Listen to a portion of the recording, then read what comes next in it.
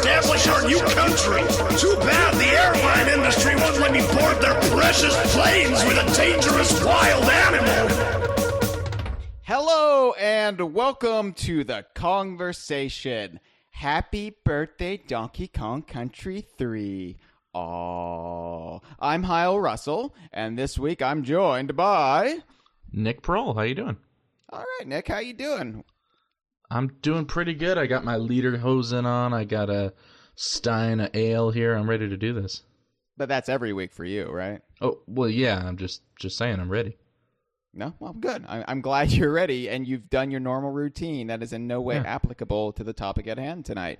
I just want to let you know that I'm good.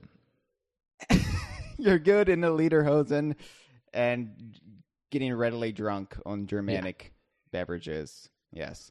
Donkey Kong Country 3, 20 years old. We are recording this on November 22nd, and that is, as far as we're aware or concerned, the official 20th anniversary of Donkey Kong Country 3. You might, the SNES DKC trilogy, as we'll be getting into a little bit, is from an era when it's kind of hard to pinpoint the exact release dates. Sure. Because they had pinpointed targeted release dates, but there was no strict on sale street dates back then. So it just kind of, a store gets it can sell it. And so, November 22nd, I think, is the earliest date we have on record for that. But unlike Donkey Kong Country 2 and the whole controversy of it being the first week of December versus last week of November, we're all in agreement. DKC3 is pretty much sometime this week. So whatever. It's the 20th anniversary as of the night we're recording this. Of course, by the time it gets up for the general audiences this weekend, it'll be without a doubt one of its birthdays. So it is also your birthday, isn't it? Yeah. My birthday is November 22nd. As I've brought up numerous times in my DK Vine career, I am fortunate to share a birthday with several Donkey Kong Country games. I believe Donkey Kong Country Returns also is a November 22nd release date. Donkey Kong 64, of course. And, then the other country games are always, except Tropical Freeze, of course, are usually around the 22nd. So you get the 23rd, the 24th. Why do you think Diddy that Kong is? Racing.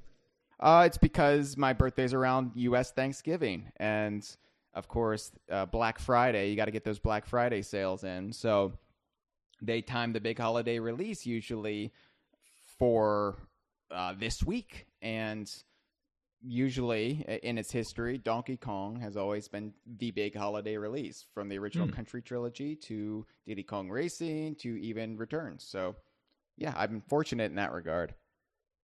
Definitely. It's also the day JFK was shot in the head, and it's also the day the Beatles' White Album came out. It's also the day Chad's wife, Janelle, was born. So 3 tragedies right there. Oh, I'm kidding, of course. I'm kidding, of course. You cheered when JFK died. Yes. Yeah. You thought he was too soft on Castro. You thought he should have started a thermonuclear war with Cuba. Shoulda, coulda, woulda. Well, I have good news for you, Nick. We're probably headed for one with some country here in the next 4 years. Yay. Well, at least we have DKC3 to keep us busy until then. Yeah, right. Yeah, at least we can keep ourselves warm with the lovely Donkey Kong Country 3 before we're kept warm with the radiation fallout. So Donkey Kong Country 3, of course, it's the final installment of the original Donkey Kong Country trilogy and the final game, Donkey Kong game for the Super Nintendo. One of the last big releases of the Super Nintendo. It's funny looking back in retrospect. The original Nintendo Entertainment System kind of hung on for a couple years after the Super Nintendo came out, and I assumed the Super Nintendo would do the same. I think while it still had games coming out for it, I think a Kirby game was like the last big one. I could be wrong there, but ultimately the Super Nintendo faded pretty fast when the N64 came out, and Donkey Kong Country 3 was really its last huge hurrah. So This is also kind of the 20th anniversary of the true end of the Super NES era. So it's kind of weird to think about. I turned 33 today, and as I previously related on the conversation, that's the big Jesus birthday. Yes, sir. And, yeah, so I'm not looking forward to having to compare myself to old JC throughout the year, but I'm feeling old now, Nick. I'm feeling old, and thinking that the Super Nintendo hasn't been relevant for 20 years makes me feel even older. And neither has Jesus. It's all good. Yeah, when Donkey Kong Country 3 came out, boy, the kids were saying, boy, this Bjorn bear, he's bigger than Jesus. Yeah. And from that point on, the church lost its membership. The loaves and the clown-nosed fishes. You almost made me choke on my ale. So I need to get some hard apple cider for these episodes. You're right, Nick. I'm here. I am drinking teas, trying to stay caffeinated. Get rustic. I should be getting into the thematic feeling of DKC3. Why am I drinking tea for God's? I screwed this one up. Maybe next week. Maybe on part 2. So let me explain to you how we're going to be structuring this. Unlike Donkey Kong Country 2, we're going into this knowing there's going to be 4 parts. We're not going to be. We're not going to be doing this thing where, it's going to be a 2-part spotlight. No, let's do 3 parts. Oh, it's going to be a 3-part spotlight. Oh, let's do 4 parts. No, we're planning ahead. 5-part. Yeah, hopefully this won't be a 5-part spotlight. Hopefully that tradition dies this year.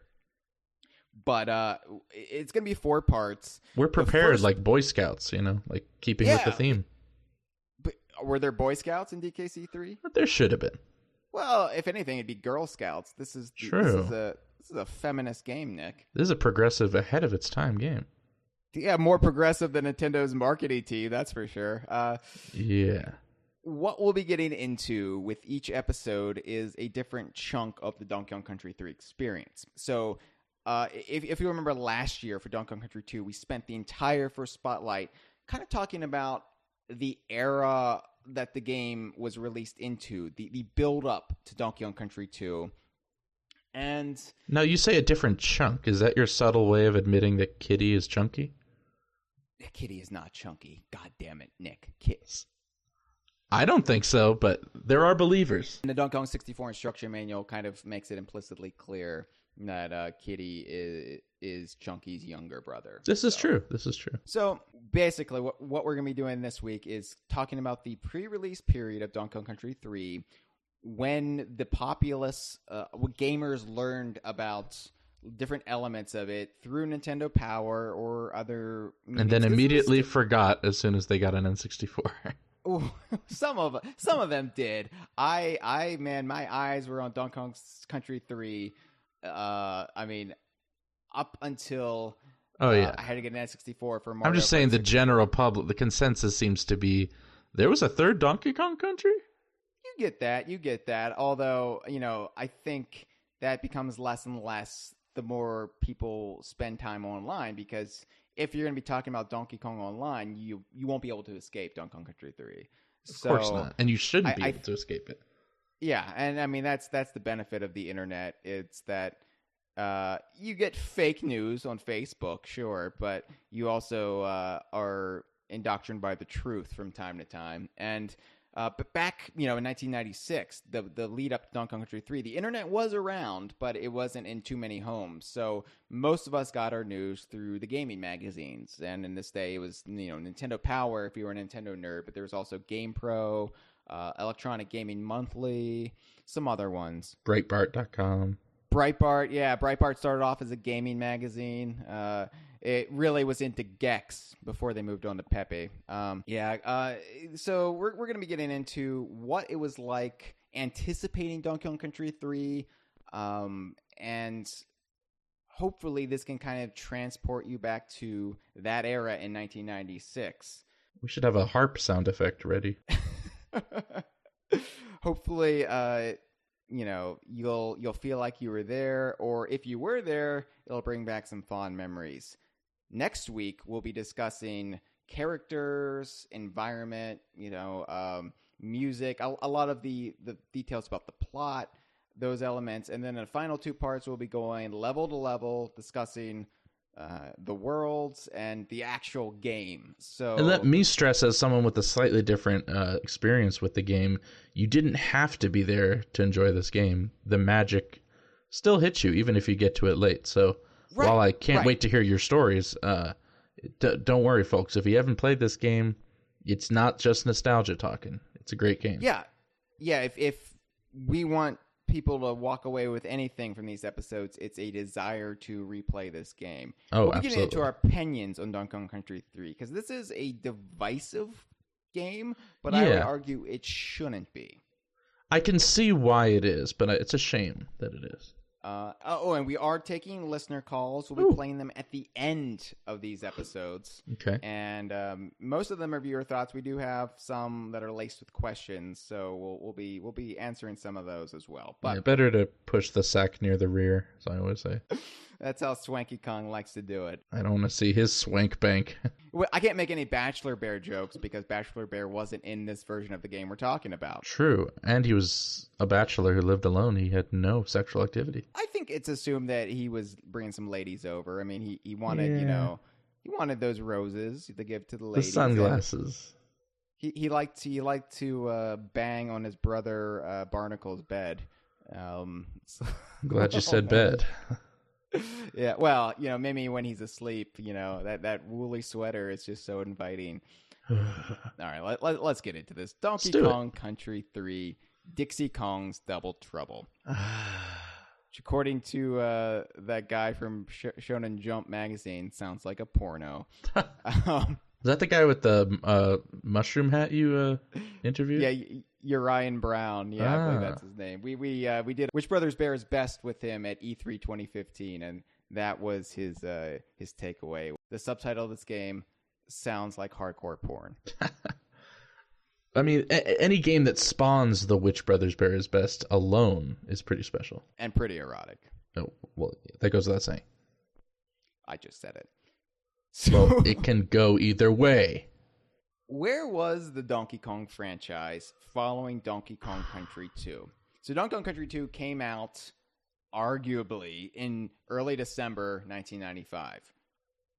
I remember, back then, I really took my time with games, and it took me a longer time to beat games. Because, I was a kid and I wasn't as experienced. I'm sure this was the same with you, Nick. You weren't. I don't know. I mean, the amount of games I even actually beat at that time is very, very few. Right. Yeah, the Donkey Kong Country games were the games that really made me want to get better at games, like not using Game Genies or Game Sharks. Yeah. I wanted to get better at them to actually beat them because I cared enough about the game itself. For sure. And so yeah, Donkey Kong Country is one of the first I ever really beat. There's a couple before that. Obviously Super Mario Brothers, the original, although I never did, the second quest where the Goombas become Buzzy Beetles or anything. And there's the Monster in My Pocket game for the NES. Yeah. I beat that. That was a proud moment. Nobody knows what I'm talking about. I do. But yeah, Donkey Kong Country and Donkey Kong Land and Donkey Kong Country 2, I had to beat those without any cheats, without, without unsullying the experience. I had to beat them as if I were Donkey and Diddy going on an adventure myself. And so following Donkey Kong Country 2, I just assumed there was going to be a Donkey Kong Country 3 for the Super Nintendo. And I really don't know why I assumed this, because starting in 1996, January 1996, all the hype shifted from the Super Nintendo to what was then known in the West as the Nintendo Ultra 64. That's right.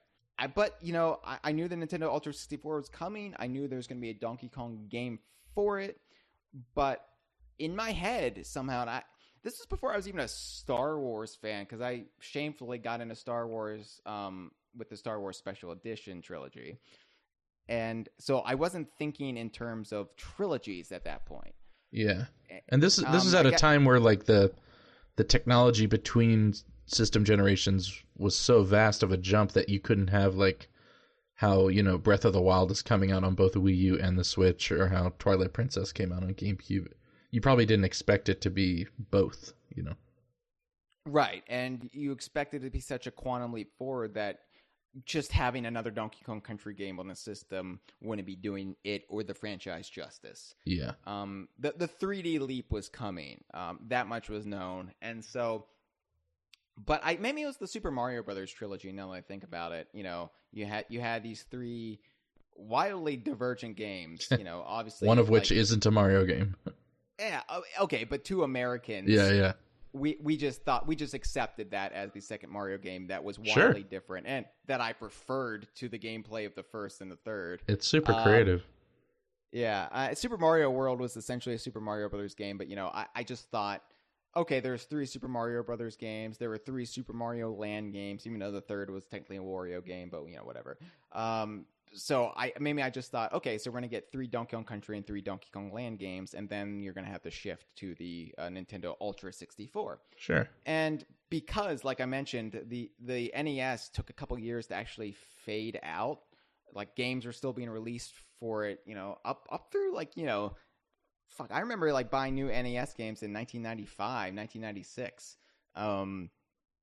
I don't know how on the mark I am with those dates, but I remember it was the mid-90s, and I was still buying new NES games. So I just assumed, the Super Nintendo was still going to be a viable thing going forward. Yeah, and a successful game franchise back then, it was kind of common for it to have, a trilogy per generation, even after that. I mean, if you think about...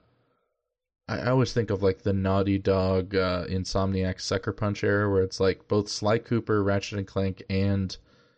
Jack and Daxter all had 3 games on the PS2. That's a lot for one generation, you know what I mean? Yeah. I mean, Mega Man had 6 games on the original NES? Yeah, so, or 5. I mean, you could break the mold too, but or is it 6? It might be. Yeah, I think it was 6. Yeah, I think you're right. I'm pretty sure Mega Man 6 is actually the last new NES game I bought, and I wasn't even a Mega Man guy, but it's new NES game. Cool. I'll buy it. Castlevania had 3 on the NES before it jumped over to Super Nintendo. Yeah. So, these maybe it was just these subtle cultural things that your brain kind of absorbs, but you don't know really where you get this assumption from. But and I was going to say I could compare it to almost the Star Wars trilogy in some ways of actually the way they kind of work out. But maybe that's more for opinion section. I won't get to that just yet. Yeah. Well, we'll get into the comparison to Star Wars, I'm sure, because you have to compare any trilogy to. Of course, I know it's cliche, but it actually does line up for me with the DKC games. Yeah.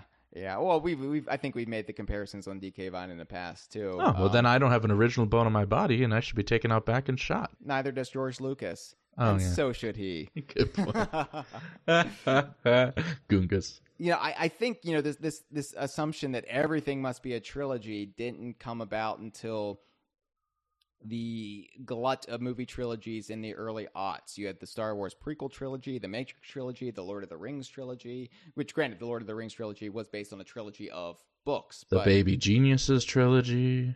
The synonymous iconic trilogy. Yeah, everything must be a trilogy now. The Marvel movies, they're a shared universe, but they come in these little packets of trilogies. Well, now the new trope is the final one must be split into 2 parts of they're everything. They're actually not doing that anymore because they've seen diminishing returns. Oh, no one's doing that anymore? Or if they are, they're renaming it. They're not doing part 1 and part 2 anymore. Because I know Marvel backed out of that, but I worked for Harry Potter and Hunger Games and Twilight and all that bullshit. One of those shitty young adult translations, I think it was The Divergent or something. Oh, that whole series just died. I don't even think it's getting a finale. That's hilarious. They didn't get to release the final part. Oh, man.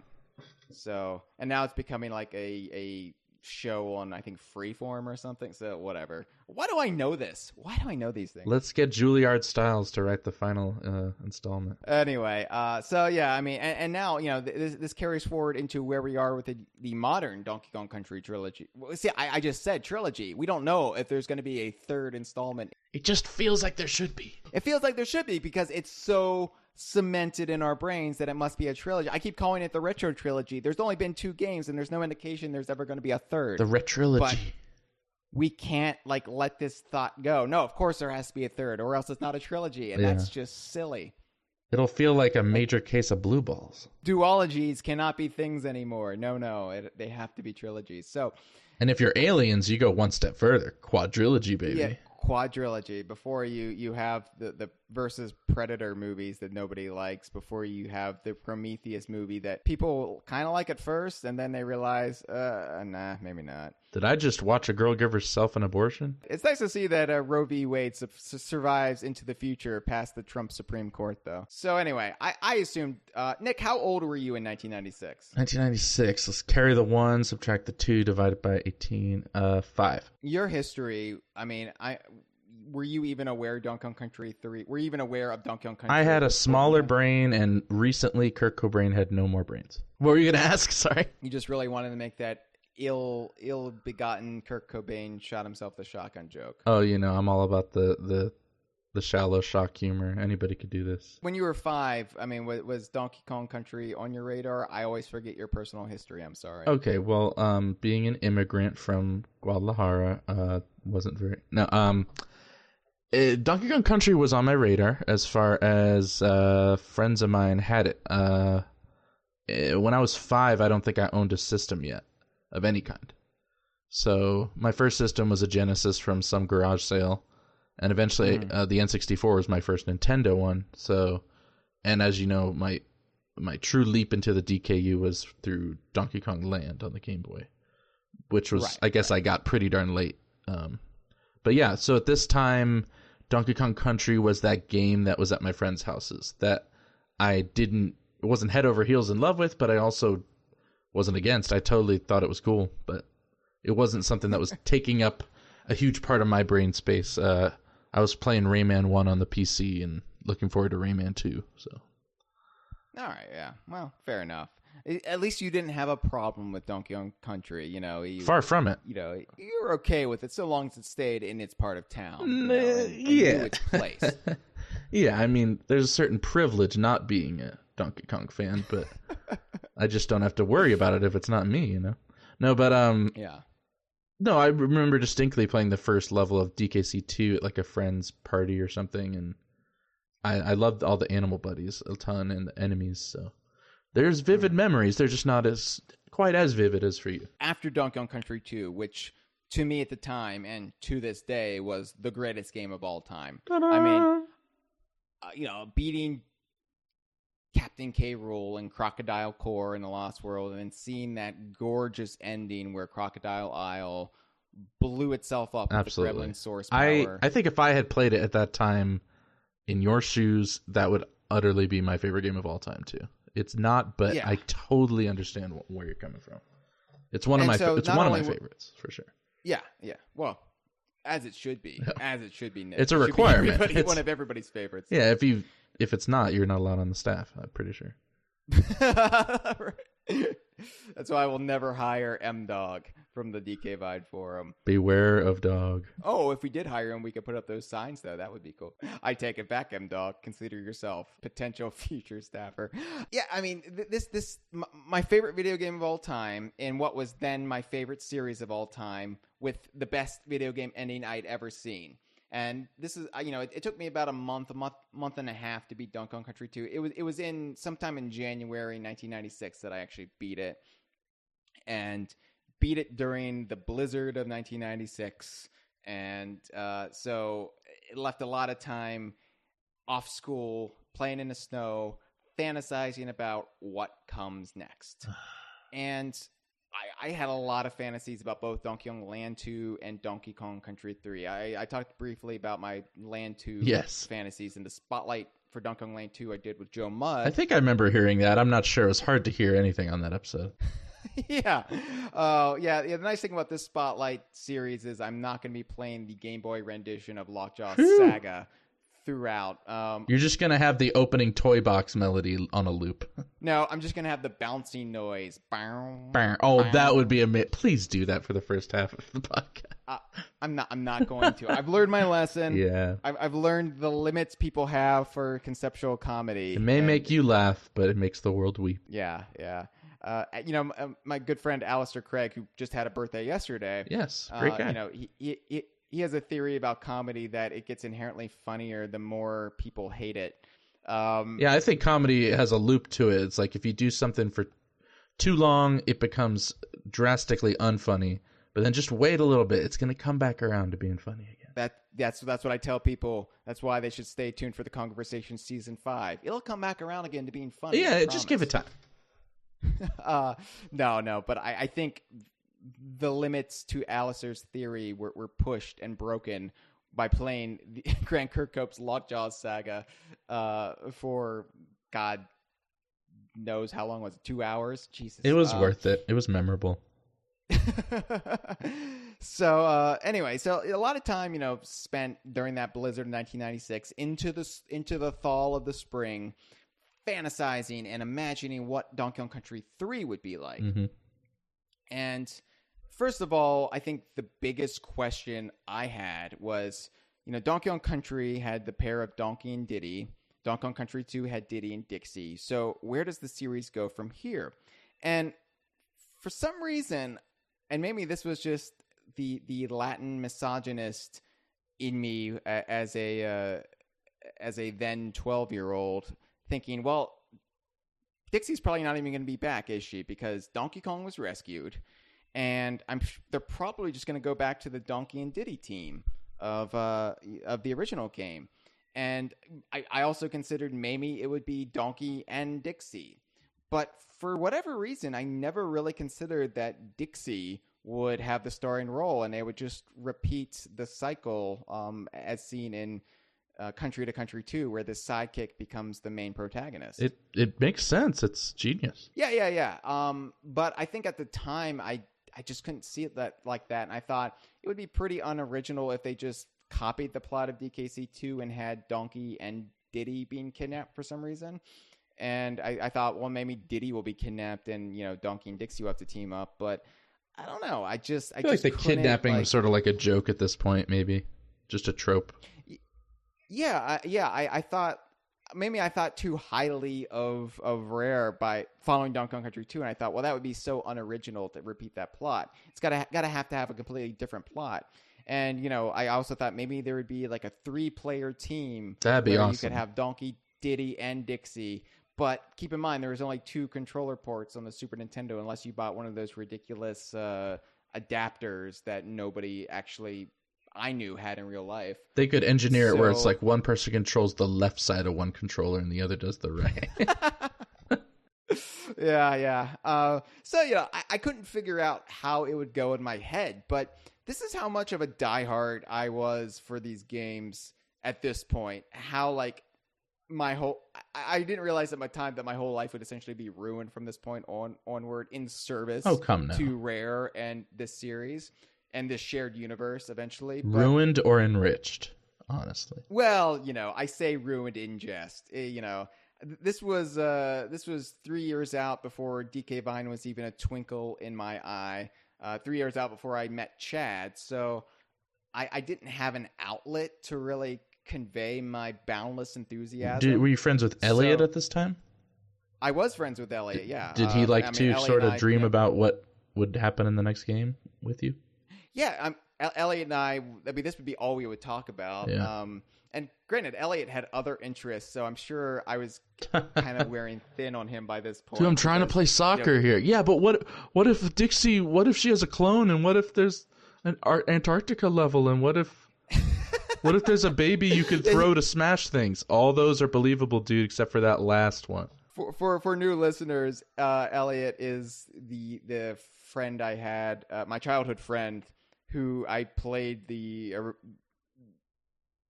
first 5 years worth of Donkey Kong Universe games with before I met Chad. And he was obsessed with these games too, but I was the one who was always spouting off continuity theories. I was essentially Hyle, and Elliot, was into it, obviously, but he also had other interests. You said soccer, but it was actually baseball. Oh, there we go. He should have been a big Ken Griffey Jr.'s winning run fan. Or a DKC3 fan. Swanky. Yeah, well, yeah, you do throw balls in that, but we didn't know that at the time. Yeah, true. And so he had like actual like stereotypical 12-year-old boy interests like baseball and sports. What a stereotypical 12-year-old boy. Should I say my first encounter with this game? Yeah, go ahead. I'll make it short because it's not that interesting. None of this is that interesting. Well, okay, so I first played Donkey Kong Land. I took it with me on a trip to Maryland, my home state from Arizona, and I beat it on the flight there. I remember in the airport, like standing outside an airport bathroom and beating K. Rool. Number one, thinking he's smaller than I remember him, and number two, thinking that was a really anticlimactic ending, but loving the game. And I knew I was going to visit an old friend of mine in Maryland, a friend who back in the day I used to like trade games with, like, oh, you don't have this game and I've never played that game, let's trade or borrow or whatever. So I was visiting his house. I was like, yeah, I just beat DK Land 1 on the way here. And he was like, oh yeah, check out my Game Boy games. He had this folder of Game Boy games. And this is actually Land 3 related, but it was my first exposure to the concept of Country 3. And he had the Land 3 cartridge. And I was like, oh, what? There's a third one? Who's that weird baby guy with the cowlick? What is this? They're in the like mountains? What? I got it. I'll trade you for that. And he was like, nah, I'm good, dude. I'm okay. And I remember just thinking like, you son of a bitch. I want that game. I want to play the weird baby in a raft game. And so years later... years later, you actually got a baby in a raft game, but it turned out to be Moses related. Yeah, it was a little different. It's one of those Bible games. Really sucked for you. At least it lasts 40 years, right? I mean, you get your money's worth out of a Moses game. So anyway, yeah, I just find it funny how even though I wasn't as entrenched in the country games as you were, like, for instance, you going from a game where you're Diddy and DK and you're in your jungles and swamps, but it's piratey. It's different from the first game, but it still makes sense. But then, like, I'm sure when you saw what DKC3 was going to be, you probably thought to yourself, like, well, this is weird, right? A little bit? No, not really. Oh, okay. I think my dreams and fantasies for what DKC3 were weirder than what the actual game was. Okay, but you will say at the end of the day that DKC3, which within the microcosm of the country games, is a weird game, no? It's a little off at times, yeah, sure. I mean, it takes almost every every archetype and aesthetic theme established in the original and just chucks it. The only thing in this that's DKC is the monkeys, really. Really, and the collectibles. I mean, there's jungle. They're on a fucking forest. Camping trip with robot factories in the background. I don't know. It's amazing. But I'm just saying, even then, with my limited knowledge, I knew of DK and Diddy swinging on vines, and I saw this yellow cartridge of Donkey Kong Land 3 and was like, okay, number one, who is that with Dixie? And what is going on here? And it intrigued me, so... The reason any weirdness was kind of blunted was because, like, my brain was going into overtime as the months ticked by, and I've talked about this very vivid dream I had in the past on DK Vine where I dreamed about Donkey Kong Country 3, and I dreamed what the game would be Diddy would be the star again. But instead of being teamed up with a fellow Kong, his sidekick would be a character named Mr. Blobsworth, who was a pink gelatinous blob in a top hat and monocle. It's got some Earthworm Jim vibes going on. I don't know where Mr. Blobsworth came from, but I swear to God, he is still like... You just came up with this out of nowhere? Out of nowhere, That's it. That's your birthday present. I'm drawing Mr. Blobsworth. There's already been like... fan art of Mr. Blobsworth or ad hoc fan art where people have taken like a Ditto from Pokemon and just stuck in a top hat and monocle on him. Yet again, I am unoriginality at its core. Please shoot me out back. Just like J.J. Abrams, am I right? Yeah, so Mr. Blobsworth was just this weird gelatinous blob. I don't know the context or backstory of him, but the whole adventure in my head took place in a series of underground caverns and, interestingly enough, sewer pipes. So I wasn't that far off in that regard, but because there are sewer pipe levels in DKC3, or at least... Now, did you imagine a living rock face with giant Botox lips that spews sputum at you? I did not imagine squirt. Okay. No. Okay. But... I don't think anyone did, actually. Honestly, at this point, I'm not too adverse to the idea of Mr. Blobsworth becoming a canonical DKU character somewhere along the way. Hell yeah. So if maybe the whole next game, Baja Blast, it's all about like Jello and slime and stuff. I think it'd be harder to get him through Nintendo. I think we'll have to call upon somebody at Playtonic or Rare to make Mr. Blobsworth a reality. So Andy Robinson, take a drink. Please tell Steve Mails, tell his brother Greg Mails, to then tell Mark Stevenson at Playtonic to draw Mr. Blobsworth and put him in a Playtonic game. All right. So anyway, one of the things I was wondering about too, that following DKC2 we had no idea of, was would K. Rool and the Kremlings even be back in DKC3? Because Donkey Kong Country 2 had a pretty definitive ending. Yeah. As far as we were aware, the Kremlings were totally wiped out as a species. The island went kablooey, and we know K. Rool escaped, but you tend to wonder if like a race is going to return after, a genocide. Andrew Jackson and Trail of Tears, Adolf Hitler, and what he viewed as undesirable population in Europe, and Donald Trump and the media and the cast of Hamilton. Genocide comes in many forms. For all we knew, the end of the Kremlings, I figured the Kremlings would be back along with K. Rool. I think I mentioned this in the DKL2 spotlight. I figured they would be back in the eventual Nintendo Ultra 64 Donkey Kong game, because that seemed like a good time for the Kremlings to really strike back. I thought Donkey Kong Country 3, as well as Donkey Kong Land 2, might branch out a little bit and have new villains. And evil blobs. I didn't know what... More blobs! I didn't know what kind of villains. Yeah, I mean... maybe something along the lines of Snowmads or even the Tiki Tak tribe would have been applicable, but didn't really know and didn't really put too much thought into it, because I was actually, believe it or not, really focused on Donkey Kong Land 2, because I assumed that was coming first, and I thought that would give us a good read on the situation. And another thing I was always thinking about was, where would this game actually take place? Because we had been on Donkey Kong Island, we'd been on the Kremling Island, and one theory that just stuck with me to the bitter end was space. I've never been one to think Donkey Kong should go into space. No. It just, at the time especially, it just didn't seem like it would be suitable to what Donkey Kong was. It's skipping a few steps, I'd say. Yeah. No, what I was thinking was the backside of Donkey Kong Island, because to me, the map of Donkey Kong Country, you just went around the front side of the island with the face, and to me, the back was this great unexplored territory. Mm-hmm. So in my head, there was these amazing things that we just couldn't see, and if we could only flip the island around. So I thought Country 3 would probably take place on the backside of Donkey Kong Island. Even back then, you were focusing on the backside. Of course, Donkey Kong 64 would be the first time we would actually see the backside of Donkey Kong Island, and there would be a whole lot of nothing there. Donkey Kong Country Returns flesh it out a bit more and showed, there's more jungles and... but got rid of the giant DK head. Yeah. But you can still correlate it with Rare's Donkey Kong Island map, and it all basically fits. But we never really got that true glorious backside of Donkey Kong Island game.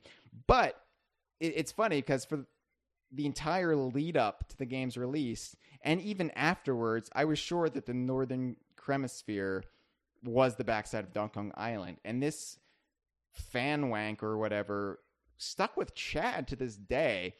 I mean, even now he argues that it could be the back of Donkey Kong Island. And besides some ambiguity about Dixie jumping off the landmass of the Northern Hemisphere at the beginning of Donkey Kong Country 3 and what it says in the instruction manual of the game, there's no reason to think that. But Chad clings to... I would say that would have to be some pretty radical climate change for one island, but looking at the different stages in DKC1, I guess anything's possible. Yeah, I say Donkey Kong 64 and Donkey Kong Country Returns fully dispels the notion that the Northern Hemisphere could be on the backside of Donkey Kong Island, but I think it's funny that this notion I had in the summer of 1996 carried forward into a future friend of mine, and it somehow persists until 2016. So for 20 years now, this misnomer that I had as a stupid kid reading Nintendo Power refuses to die through others. So Now, did he have the idea before you told him about your idea? I don't think so. I think it was just you- when we met up in 1999 and started coming up with the idea for DK Vine, we were just passing these little fan notes back and forth, you know, comparing what we thought, like what he thought for this series and what I thought for this series, and our different understandings of it. And I know I gave this to him, and I think it somehow locked into his impressionable young Chad brain. And maybe he could tell you otherwise, but that's the way I remember it. Huh. Well, it's a neat notion. I'm glad it's living on in someone's brain. I'm trying to kill it, Nick. I'm arguing this does not work. The Northern Hemisphere has to be its own landmass. I'm arguing that different notions can coexist. No, it's my way or the highway, Nick. The highway that was in a Donkey Kong Country 3 commercial with those terrifying, the terrifying orangutan girl gyrating. Remember that? Yeah, sure. Look it up. Look up that, as Matt Cornett would say, pause the podcast, go look up the Donkey Kong Country 3. All right, this thing probably does not exist. Let's see here. Oh.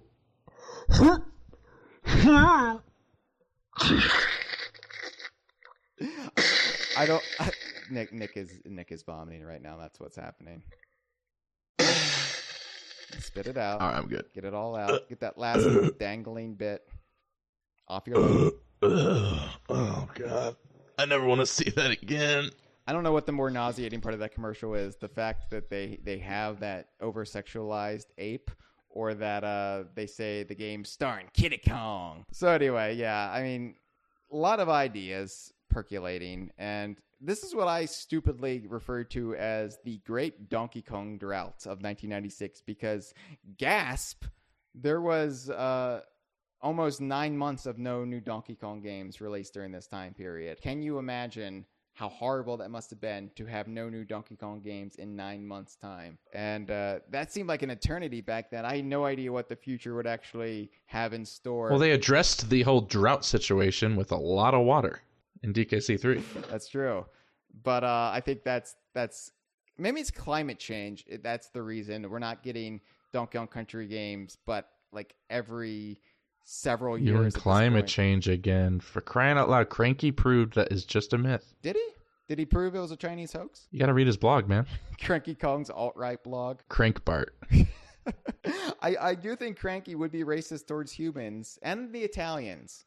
He would hate the Italians. Well, rightfully so. Yeah, this was just, when you're a kid, time is an eternity. And, 9 months or whatever between Donkey Kong games felt like, the equivalent these days, where you go, what was the time between returns and Tropical Freeze? It was like 3 years and 3 months. And now, we're rapidly approaching the same time period between Tropical Freeze and now. So, but Baja Blast. Yeah, it'd be nice if it was coming for the Switch, but I doubt it'll be a launch game or available at all within the first couple of years, sad to say. But nonetheless, June 1996, there was finally storm clouds.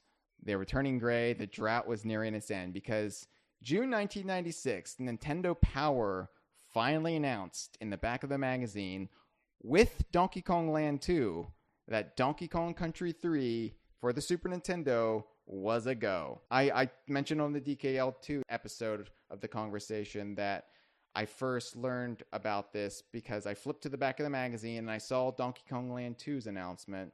Then I flipped the page over and I saw Donkey Kong Country 3. So, wow. Fear not, Nick. It's like a 1-2 punch. Yeah, fear not. The games were revealed to me in proper chronological order. Phew. I know. You can sleep tonight. You can sleep soundly tonight. Now compare your instinctual immediate reaction you had to mine of seeing that Donkey Kong Land 3 cartridge and thinking, what did you feel? So let me actually read you this article, this little column for Donkey Kong Country 3's reveal. And Okay. I'll relate to you how I felt and how this weird information was processed. So, All right. all right. This is on the first page of Pack Watch, which Nintendo Power called the inside source on future games. I remember that. Donkey Kong Country 3. And there's a render of Dixie Kong on a rope, and then it's joined up with a few different screenshots of this unknown toddler Kong. And okay, so this is the text. Bet you can't play just two, which I think is a reference to the Lay's potato chip commercials of the day, where it's bet you can't eat just one. Nintendo Power was really hip and relevant, weren't they? Yeah, chip culture. That's what Nintendo was betting on the third Donkey Kong Country game for the Super NES. In this action pack, developed by those amazing ape rendering artists at Rare, Dixie Kong becomes the star, along with a new Kong sidekick who's barely out of diapers. The baby Kong may be young, but he's a heavyweight on the scales, able to crash through objects with his bulk. His most unusual attack consists of pulling on his pajama feet and letting them snap at enemies. Oh, if only. That never happened in the actual game, but we'll get into that. That'd be cool. This little nipper may be the weirdest member of the Kong clan to date, but the game will feature... See, it's weird. It's weird. Even Nintendo Power knew it. But the game will feature the same mix of extraordinary ACM graphics that made players flock to the first two DKC games. These early shots of DKC 3 reveal underwater areas, a snowy stage with a snowman, and a hollowed-out giant tree in which you are pursued by a relentless crosscut saw. You'll also find a baby elephant who turns out to be one of the animal helpers, and a pretty comfortable ride. Lads? They didn't actually say lads in Nintendo Power, but they should have. Expect to find more stuff on the map screen than in previous games, too. For instance, you may find yourself in a hovercraft, having to steer your way to the next level. The plot involves Dixie's search for Diddy and Donkey, who have gotten lost during a vacation. A new bunch of Kremlings, led by a mysterious reptile named Chaos, seems to be at fault. What else should DK fans expect? Boss characters whose eyes follow you around the screen, for one thing. Oh, I never thought about that. Yeah, I thought when I read that the boss characters' eyes would like shoot out of their heads and follow you around. New and old characters, vehicles, great sound, and stunning scenes. What more could you ask for? Honestly, that's not overselling it. That's pretty accurate and awesome. Yeah. The most inaccurate thing was the description of Kiddy Kong's snapping his pajama feet, which was an idle animation in the game, but I don't know if Nintendo Power was just confused by that or if that was actually planned by the DKC3 team as an attack, but they cut it. Also, Chaos is presumed to be a reptile. He looks like a robot. Yeah. So they didn't see Chaos, and they wrote, since he was described by Rare to them as the leader of the Kremlings, they assumed he was a reptile, which put that image in my head. So let's talk about the various implications of how this was presented to us, the gamers of 1996. First of all, there was the reveal of Kiddy Kong, who he wasn't named Kiddy Kong here, but because Nintendo Power referred to him as a baby Kong, Baby Kong was how he was known to me and Elliot, and I assume a lot of other gamers, for the better part of the summer of 1996. Do you ever slip and catch yourself calling him that still? No. He's Kitty for life, but yeah, for like the name of an old lover. I cry out Baby Kong during lovemaking. No, I don't know. It's weird because for 3 months, we didn't know this guy's name. We didn't know his name. And, compared to Dixie, we knew her name from day one. So, of course. Yeah, Baby Kong. It kind of reminds me, it's a little similar to when we would see screenshots of, say, Chunky Kong in the pre-release period for Donkey Kong 64, but we didn't know who he was. So we thought. So you just called him Warburton Kong? No, I thought he was Kitty at the time. I thought he was an aged up Kitty. So until Rare set us straight. So the conspiracy is not that far-fetched after all. Yeah, but like any conspiracy theory, you just have to go to Snopes.com and they'll disprove it. Unfortunately, too many people don't realize Snopes.com is a valuable resource. So, Baby Kong, yeah, there's Baby Kong, and there was also this elephant he was riding on. And let's address the elephant in the room. they didn't name this elephant either, and you didn't. Obviously Ellie was the first female animal buddy, but we didn't know the gender either. We just knew that it was a baby elephant that this Baby Kong was also riding on. And in these screenshots too, you've got Kitty Kong in the hollowed out redwood being chased by the saw. You had him in the lakeside dock stages on ropes with a clasp nearby, and you had him in a mill with Ellie as well. So this was our first taste of DKC3, and I remember... In the mill screenshot, he's just like standing there in the dark with a lamp shining on him. It's kind of creepy. Yeah. I remember thinking, well, gee, I really would want to see Dixie in these screenshots too. Like, I don't know, just something wanting to see her model in these new environments and wanting to see a render of this Baby Kong as well. So this just left me wanting more.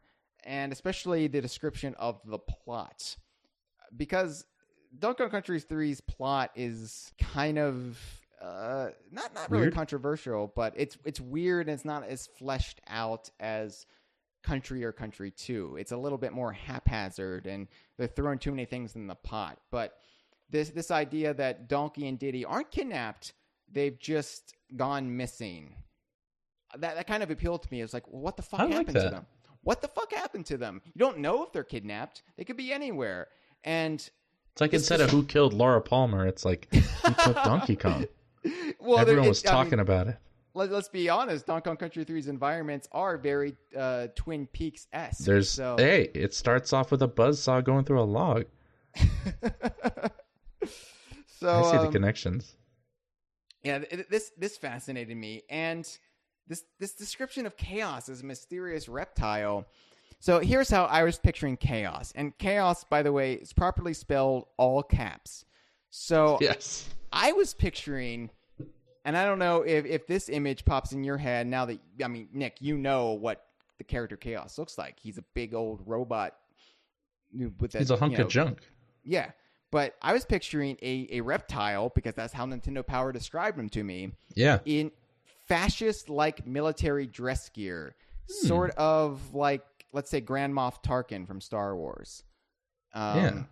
I was picturing maybe like his uniform would be completely red or something, but he would be a crocodile who would be a lot more fearsome looking and less kind of bumbling than K. Rool. Would be kind of badass. A good description would be our pal Grunt, who makes the puppet master of the Donkey Kong universe. I love his puppets. One of his original puppets, he's big into, these characters who are like... Grunt, you hear that? I want you to make Hyle's imagining of what Chaos would have looked like. I like how you're just bossing him around. Yeah, he works for me now. I should mention that. Get back to work, Grunt. You shouldn't be listening to podcasts at work. I honestly don't know how he turns out puppets so fast, but he's got these original characters, and they're like these Eastern European dictator type characters. And, yeah, I that's how I imagined him is. And maybe some of it, too, was spelled just like the organization Chaos from Get Smart. So I was picturing something from, like, behind the Iron Curtain, Well, they both have, like, an unseen, mysterious leader. Yeah. So, yeah, I was picturing somebody, like, full-on, like, military dress gear, somebody completely badass, not, like, overweight like K. Rool, but somebody kind of lean and fit and just fearsome. So that's how I pictured Chaos. I was pretty far off, but yeah. For that, I blame Nintendo Power, because they called him a reptile, and when you hear a reptile named Chaos, I think my mind went to a logical place. Shame on you, NP, and I don't mean me. I hope, unlike Nintendo Power, you won't ever confuse Dixie Kong for a character named Daisy Kong. Hey, you never know. If I keep drinking this Stein of ale here. So that was our, at least us in the West introduction, or not in the West, not just the West, but in America, North America. That was our introduction to Donkey Kong Country 3. I believe the official Nintendo magazine over in the UK, and maybe in Australia too, had a much bigger in-depth reveal of Donkey Kong Country 3. So the information was kind of parsed out to us in the Americas a lot more slowly over the course of the summer. I think you guys got an earlier look over it overseas. You got look at some beta screenshots where Funky Kong was still in his DKC2 garb. And so, yeah, but here in America, unless we were online and trading notes with fans from around the world, we were kind of in the dark. 1 month later in July, Nintendo Power provided more information on DKC3. That they did. Yeah, the big Would thing, you like me to read this one? Yeah. Well, I was going to say, Nick, do you know what the big thing they revealed 1 month later was? The Brothers Bear. Help comes in many forms in the world of Donkey Kong Country 3 Dixie's Double Trouble. One of the best forms of help may be found embodied in the 13 Brothers Bear, who live in cabins situated throughout the world maps and submaps. Each burly bro requires your special attention. For instance, one bear, named Baffle, loves a bamboozling puzzle, or a very sad bear, named Blue, needs cheering up. Rare plans to include lots of diversions in the third DKC game, making the play even more varied and rich than in DKC 2. We'll have more as this game reaches completion. Well, there you go. A lot of diversions in the third DKC game. A lot of distractions. It makes it sound like Rare is planning on robbing your house and they need to keep you busy. I don't know. Keep your eye on the bear. Keep your eye on the bear. So, funny story about this reveal. Obviously, we at DK Vine love the Brothers Bear. We'll be getting into the Brothers Bear more next episode, but I have to bring this up. So, since this was in PackWatch, and PackWatch usually started off articles with the title of the game, the fact that this was in the back of PackWatch and it just said the Brothers Bear, and I glanced down and saw Dixie Kong standing in front of this bear who was bizarre, but I didn't know that at the time. It was just a bear behind a counter. Actually, I think that's bizarre. It's an earlier version of its cabin because it doesn't have his goods on sale. But the interesting thing is, I thought this was for a game called The Brothers Bear, and I thought this was the first Donkey Kong spin-off that Rare was working on. And yeah, we're making this Donkey Kong Country sequel starring Dixie Kong, but we're also making this game called The Brothers Bear, and Dixie's in it as well. I thought that was the case before I actually read the blurb. Gotcha. So for half a minute or less, I thought there was going to be a game called The Brothers Bear. What a blissful 30 seconds. I know, because now, I really want that game. I want a Brothers Bear spinoff, and I know we're never going to get it because we can't even get the Kremlings in a fucking Donkey Kong game.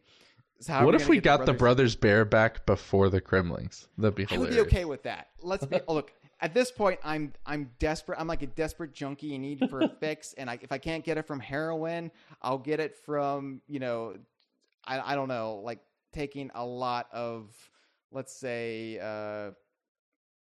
allergy medicine, Claritin. Mm-hmm. I'm just desperate. I'll get my fix from somewhere, but I just want some obscure or unloved Donkey Kong character to come back, who's unloved by the masses, but adored by Donkey Kong purists. Could happen. It could happen. I grow doubtful by the year that it's going to happen. So the reveal of the Brothers Bear. By the way, it's interesting. We should be pointing out that did you catch the subtitle they gave in this issue? Originally, this game was Donkey Kong Country 3 Dixie's Double Trouble, but they extended it to Dixie Kong's Double Trouble by release, making it even longer. Yeah, and I don't know why they did that. Maybe they wanted it to be more compatible with Diddy's Kong Quest, even though they couldn't get another Kong pun to work. So I don't know, but I like Dixie Kong's Double Trouble. I like that she has her full name in the title. But the reveal of the Brothers Bear, it was kind of a mild revelation, Nick. And I know because you came to the series, you know, a little bit later than I did. You were younger at the time, too. So I don't know what your conception of the world of Donkey Kong was. It didn't include bears, I'll say that. Yeah. Because for me, okay, here's how I understood Donkey Kong's world at this point in time in 1996. You had the anthropomorphic animals, the Kongs and the Kremlings. Every other animal was just a normal animal. You know, Rambi was just a rhinoceros. He couldn't talk. He couldn't do complex mathematics. You know, that we knew of. That we knew of, but I mean, we knew Donkey Kong and Cranky Kong knew how to do the math because of Donkey Kong Jr. math. But there were no rhinos learning complex equations in that game. So that was my understanding of the world. The Kongs had evolved to human-like levels. The Kremlings weren't really crocodiles. They were just this own fictional race of crocodile men. That was it. So then along came a bear to shatter your world. Yeah. A bear shat in our continuity. Not the woods this time. But, you know, I remember reading this little column, this little blurb that revealed the Brothers Bear to me. And I was, ironically enough, this was during summer. It was like sometime in July at this point. And I was being driven to a campground. There's a park here in Virginia called Natural Chimneys, and just a small park, but it's got these really, look it up. It's got these really awesome rock formations. How fitting. And there's campgrounds there, and my mom and I were actually meeting some relatives of hers at this campground, relatives from New York State, and I don't want to be shaming family here on the conversation. No. But I hated spending time with these relatives because I was like the youngest one in my family, my like immediate family of, you know, cousins and whatnot, or like extended family, but immediate extended family. But these were like third cousins. And I don't even know why we were like keeping up, relations with these. Obligation, probably. These two third cousins of mine were of similar age to me, like I think a year older and a year or two younger, and they were annoying as hell to me, and I hated spending time with them, and I was dreading this. I like for a couple years there, I had to see them every summer, and it was just a complete and utter, I mean, I don't know. Sounds like double trouble to me. I don't know if you have any family that's like this. And luckily, when you become an adult, you get to choose how much time you spend with your... I mean, it really helps having no family like me. That really helps. Yeah, luckily that mugger shot your family in Crime Alley. I still got to go clean up those pearls. I was dreading this, but I was reading this article in the car ride, and like we were entering like the woods of Natural Chimneys. We were entering this park, and I was just surrounded by trees, and I looked outside this bear's window, and I noticed the pine trees, and all of a sudden the setting for Donkey Kong Country 3 became apparent to me, that between the bears and all the like temperate environments I'd been seeing, this was going to be a game that was mostly set in a temperate environment. Yeah. Unlike Donkey Kong Country, which was, had a variety of environments, but was mostly known for its tropical jungles. And Donkey Kong Country 2, which was, a pirate haven, a little bit more swashbuckling. And again, had a variety of archetypes, but was still kind of tropical and exotic.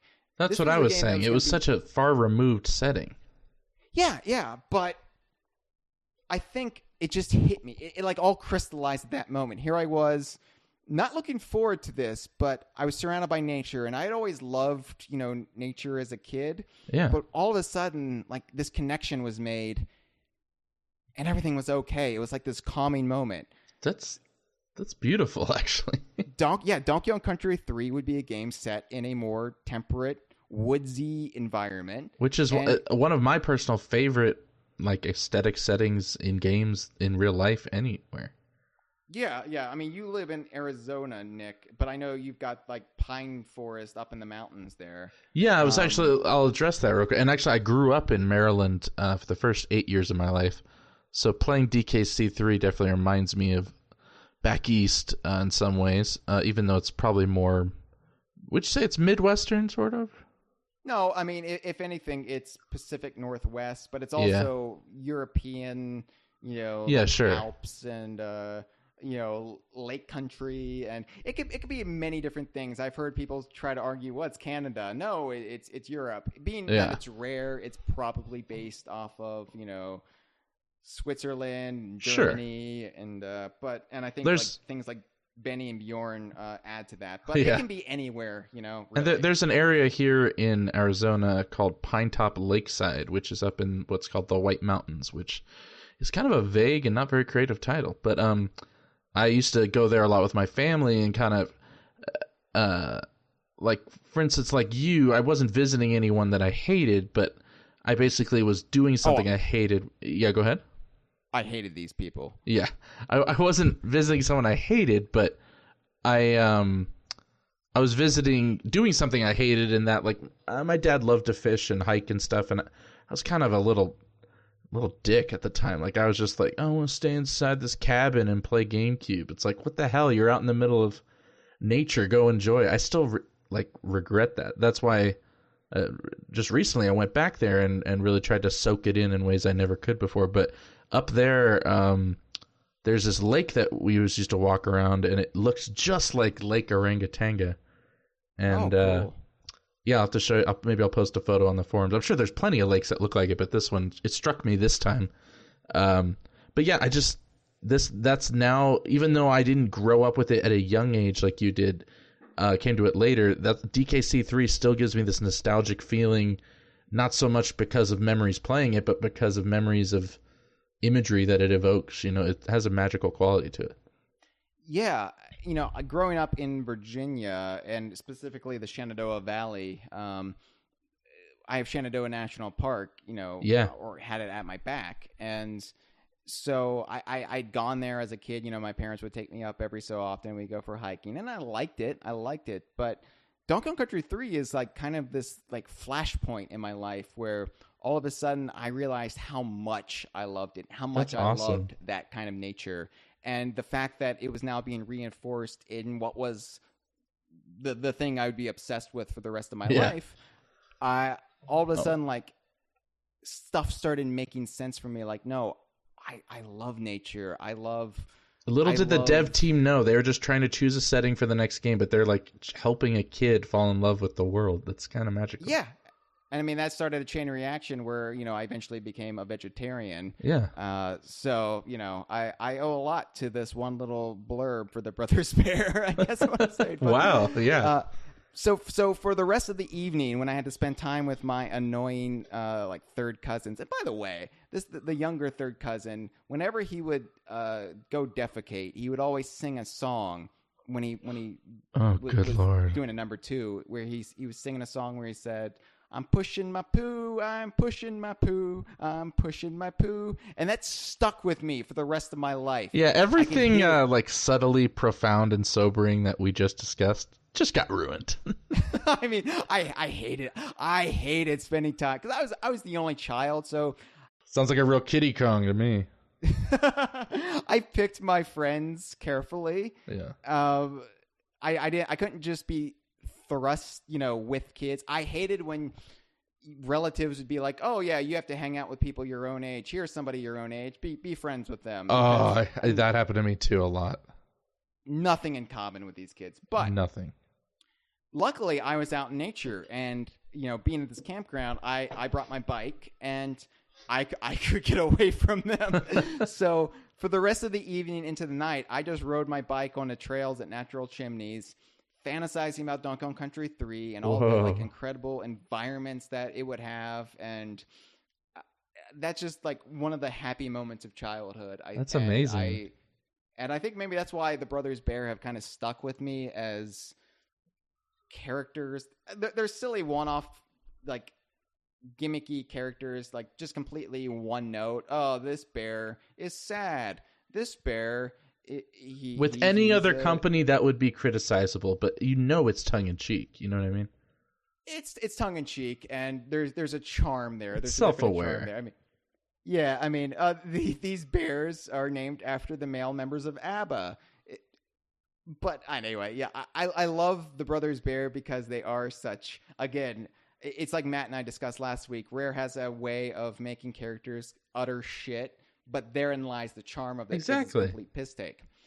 And the Brothers Bear are that, but I also associate them with this really, really happy moment from childhood where a lot of my life started making sense about who I was and what I loved about the world I lived in. So, yeah, that's a little insight into that's awesome. Me. So thank you, Bizarre Bear, and thank you, Nintendo Power. So in August, this was about 2 months after the reveal of Donkey Kong Country 3 to me. Nintendo Power didn't reveal too much new because this is like the month before the Nintendo 64 came out. Tetris Attack was on the cover of this month, but they had a DKL2 preview in it and a lot of previews for the upcoming Nintendo 64. Because at this point, the Nintendo 64 was in full hype mode. This was all, anybody could talk about. Unless you were me or Elliot or one of the other Donkey Kong fans out there in the wilderness, really just looking forward to Land 2 and Country 3. Yeah. So they did have a small little section for Donkey Kong Country 3, still known as Dixie's Double Trouble at this time, in the back of Pack Watch. And they just showed a few more screenshots without any context. But what was interesting was we saw a little screenshot of Dixie throwing balls at the targets in Swanky Sideshow. No context whatsoever. Yeah. And we also saw her with what we didn't know at the time, but were 3 buzzes. Mm-hmm. And I remember seeing these, and I was like, these aren't zingers. Like, zingers aren't in this game. These are different bees, and they look crocodilian. Are these, like, Kremlin bees? Like, crocodile wasp bee hybrids? They have, like, motorcycle exhaust pipes sticking out of them. Yeah, that was hard to make out in the screenshot, because these weren't, like, renders. These were just little tiny screenshots. So I didn't really see, like, the mechanical elements of them. But I remember getting really excited thinking, oh, my God, crocodile bees. But yeah, the target gallery, I didn't have any context for at the time. Didn't know it was Swanky, didn't know what, but I remember seeing like the little stuffed Engard and wondering based on how Country 2 went, if Engard was even going to be in this game or not, because we had the motionless Winky at the back of the Monkey Museum, and that was just kind of a nod to a character who wasn't actually in the game. Yeah. So I thought, oh no, is Engard not going to be in this one? But he was. He was. And I so found that out in the September Nintendo Power. September always sucks because when you're a kid, you're going back to school. Mm-hmm. But, of course, back then, there's a silver lining to it because September also meant you were that much closer to getting the Donkey Kong games you spent all summer fantasizing about. This is true. You're like, all right, if I can get back in the normal school, I'll eventually have my hands on some new Donkey Kong games that will be great escapism from school. So, and it's in September that, at least Nintendo Power, I'm not sure about the rest of the world, but Nintendo Power finally revealed to us filthy Americans who were waffling whether to vote for Bob Dole or re-elect Bill Clinton. And we picked Clinton, and the prosperity of the 90s carried us forward. But this is where we learned that Baby Kong was actually named Kitty Kong. Hey, baby, let's go make a Baby Kong. What do you think about the name Kitty Kong? I have no problem with it as a name. It's a great name. Unfortunately, it may have been a curse in disguise, I think. And why is that? Just when people think back to this game, when they first were... you just had an epic, dark pirate adventure, and that's some people's approach to art is, if it seems juvenile, then I must eschew it. And they might... kind of like the Wind Waker reactions or, reactions to anything that's childlike and whimsical. The name Kitty almost is the word that you could negatively attribute to this game if you chose to. So that's why I think it could be a negative as well. Yeah, because at the time, like, people, and to this day, people see Kitty as Rare getting overly cutesy. I don't think Kitty Kong was supposed to be cute. I think he was supposed to be a big, Doofus. ugly, dumb baby. Yeah. Yeah. But I think you're right. Kitty as a name sent the wrong connotations, especially this is 1996, and the kids who first played Donkey Kong Country were now 2 years older, and playing Mortal those Kombat. of us who were like, those of us who were like loyal to the series, man, we didn't care, but I could see how it would be off-putting to the oncoming PlayStation generation. Sure, it culturally makes sense. It's just a shame because, I mean, there's a place for every kind of game. Yeah, there is. And also, you know, this came out 2 months, or was going to come out 2 months after the Nintendo 64 launch, so it seemed like more of a baby's toy in comparison, especially with the character named Kitty. But I mean, I didn't really mind, and I don't mind the character's name, but it did bug me at the time because it broke the naming convention of the series. Good point. Although, is he a different species? We'll get into what species he is. Because if he is, then that could be the reason the naming convention was changed. Well, I mean, he's a Kong, you know, he's Kitty Kong. True, I guess. You know, up until this point, all the playable protagonists in the Donkey Kong Country series had the initials DK. And that worked because they would be rescued from DK barrels. So I thought it was really clever when, you know, we had Dixie Kong revealed in Donkey Kong Country 2 because, you could still use the DK barrels. That made sense to me. So I have a fan theory here. Yeah, go ahead. I think his real name is Damien. And that Kitty is just a nickname. Yeah, a nickname to hide the fact that he's the Antichrist. Well, yeah, Kitty was born under a blood moon, and under his cowlick is the mark of the beast. No, I mean for the 2 months leading up, or 3 months or whatever it was leading up to the reveal of his name, I was, you know, trying to figure out what his DK name would be. You know, we were calling him Baby Kong, but I knew it wouldn't be Baby Kong. Donald J. Kong. He's probably about as mature as Kitty Kong. But one of the names I kept coming back to was Diaper Kong, and it was a terrible name. Oh no! But no. But I'm usually enough. That's actually a name Rare considered. Oh wow, makes sense. Dinky Kong was another one, but it didn't really apply because there was nothing really dinky about him besides his age. So, I mean, I didn't know. Kitty Kong, I grew to accept it, but I hated that it would now, you know, we wouldn't have the justification of the DK barrels matching the protagonist Kongs. Maybe his name is Dorian Kong, and there's actually a painting of him somewhere in some cabin of him very old, and this is how he remains so young. That would be a hell of a plot twist. Yeah. But probably a better plot twist than the plot twist we actually got at the end of the game. Probably. So, at this point, we didn't know what relation he was to even to Dixie. You know, he's eventually revealed as her cousin, but at this point in time, there's no understanding why Kitty would be tagging along with Dixie Kong. So, I mean, it made sense with Diddy and Dixie from the outset. Dixie was Diddy's girlfriend. Why Kitty was there, we didn't know.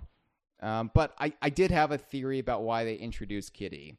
And this was another like aha moment I had that unfortunately, unlike other aha moments, was totally and completely wrong. And not inside of a comic book dancing to an 80s tune.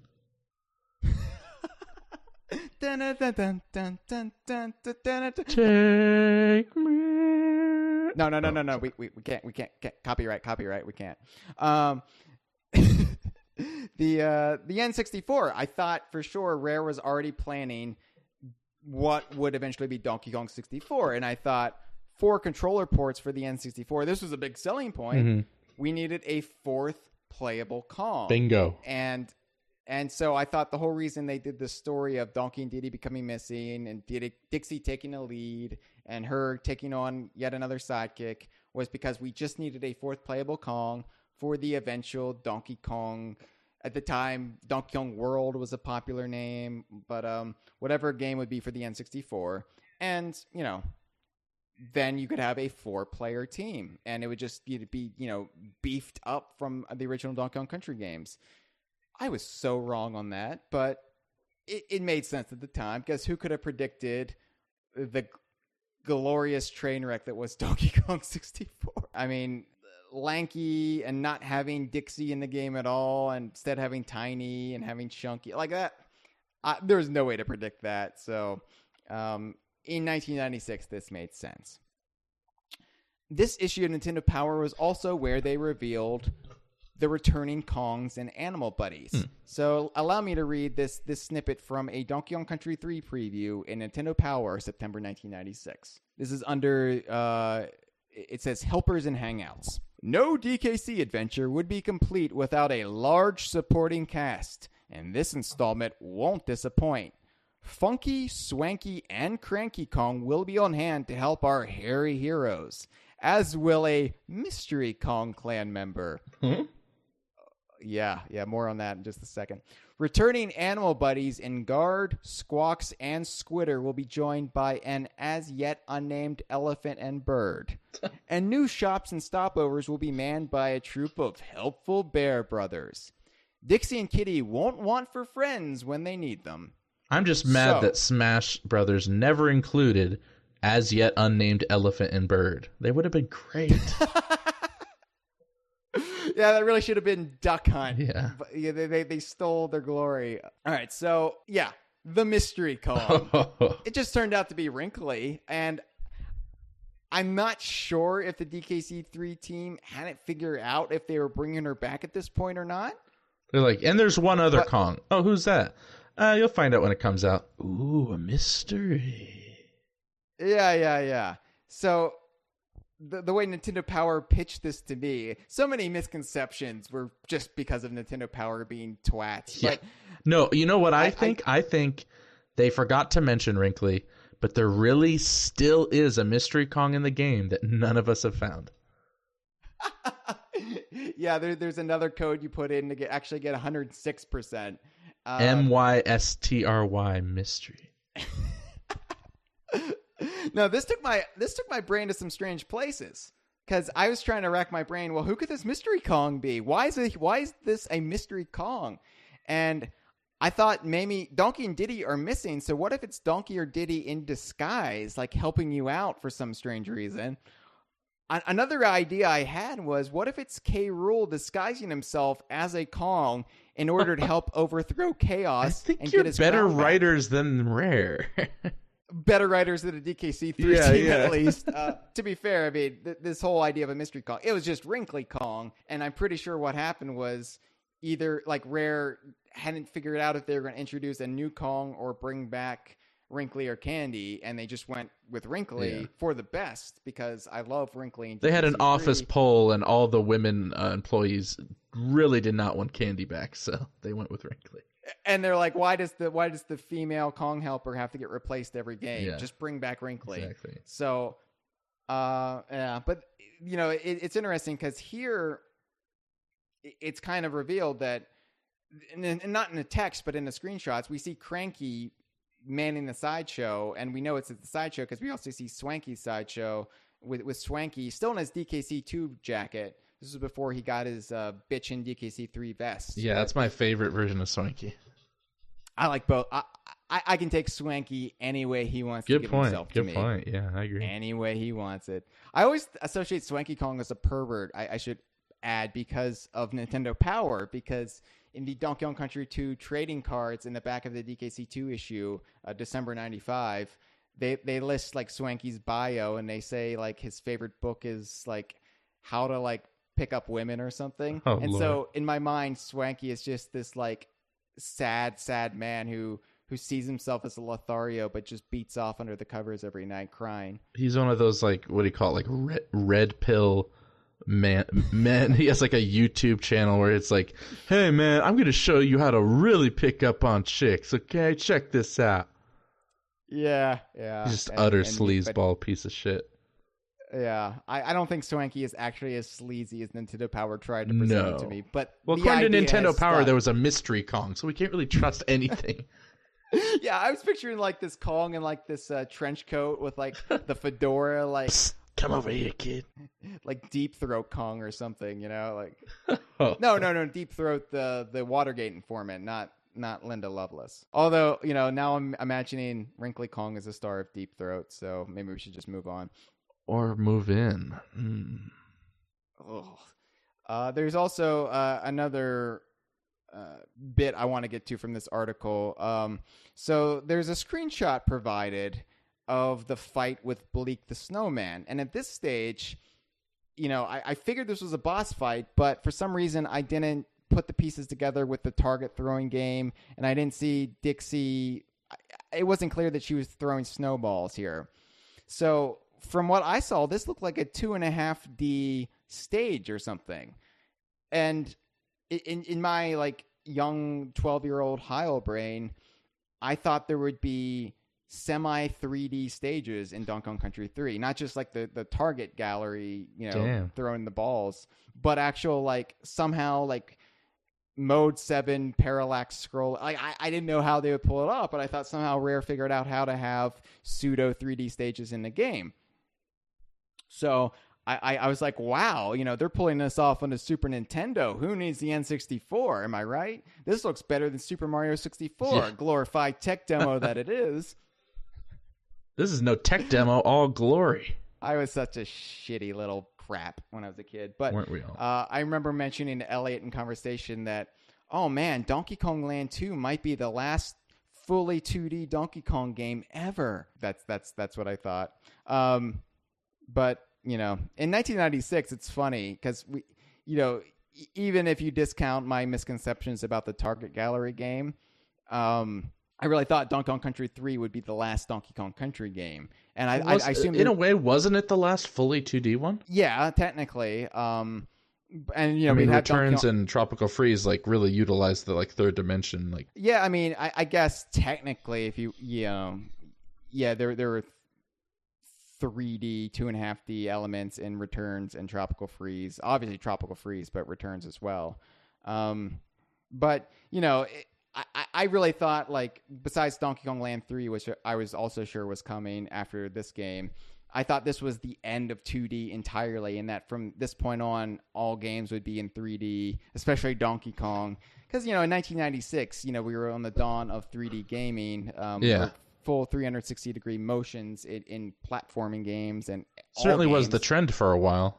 Yeah, and you know, for 2D eventually had its massive resurgence, and we're only now seeing a 3D gaming resurgence, or 3D platforming resurgence at least. But yeah, it's just funny how in your conceptions as a kid in 1996, how vastly different they would be, you know, even 10 years later. But you know, we were clamoring for another 2D Donkey Kong game in the year 2000 after Donkey Kong 64. We're like, oh man, Donkey Kong should go back to 2D. But try telling us that in 1996 when we really wanted a 3D Donkey Kong game after this. So, whatever. So yeah, Nick, when you eventually learned more about DKC3, when was that? Like, tell us your first exposure to a lot of these elements.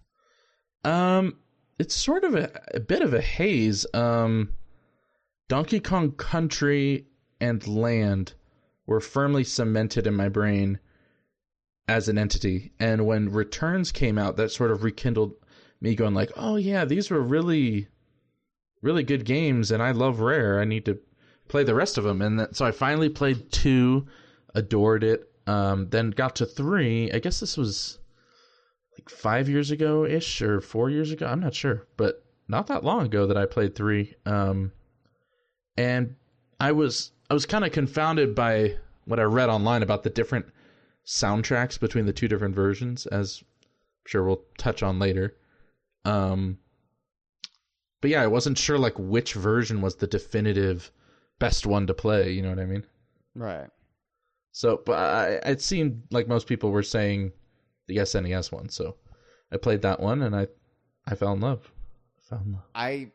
We're not going to be getting into the Game Boy Advance version too much on these spotlights, because this is the spotlight for the Super Nintendo version. But the music we might get into, I guess. Yeah, I mean, I understand a lot of people view the Game Boy Advance version as the definitive one just for the David Wise soundtrack. But I think that's going to be an interesting discussion next week when we really get into the soundtrack controversy, because personally, I'm a huge fan of the Evelyn Fisher soundtrack, and I don't. Me too. So anyway, as mentioned at the top of the show, this game was supposed to come out around November 22nd, 1996. But for whatever reason, this game, above all others, just kind of rolled in a little bit late. Because I remember the shipments didn't arrive until a couple days after, at least where I was located. Maybe around the country, there's a different experience. But I had it reserved at the local Toys R Us. But it was a couple days, like it pushed from November 22nd to the next week, like that Monday. And but Monday came and Toys R Us didn't get it.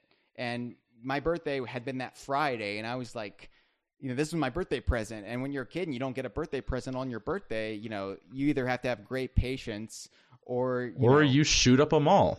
Right, yeah. So, I mean, I was okay because Donkey Kong Country 3 was, the most anticipated game I had ever had. Donkey Kong Country 2 was anticipated, but then that turned out to be the greatest game of all time. So Donkey Kong Country 3 no doubt had to be even better, and I had to have it.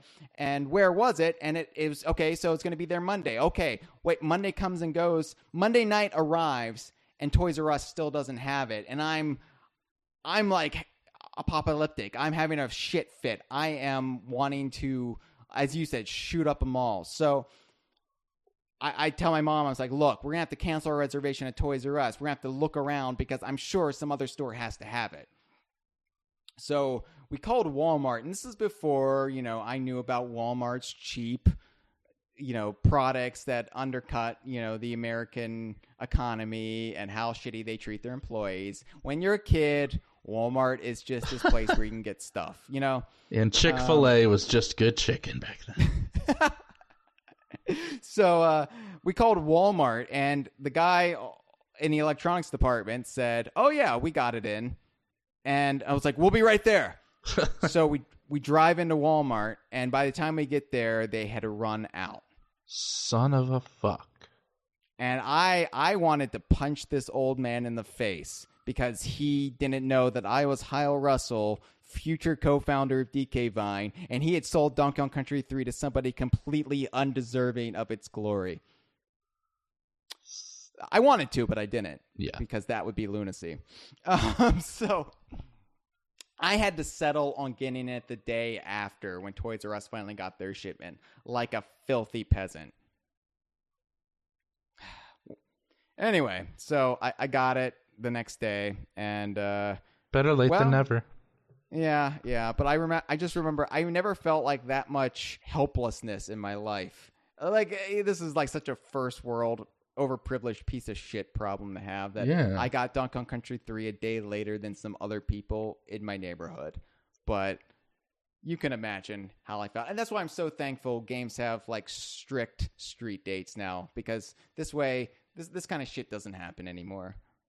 That's my prehistory for Donkey Kong Country 3, my walking you through the months leading up to the game. Is there anything you'd like to add before we take some calls?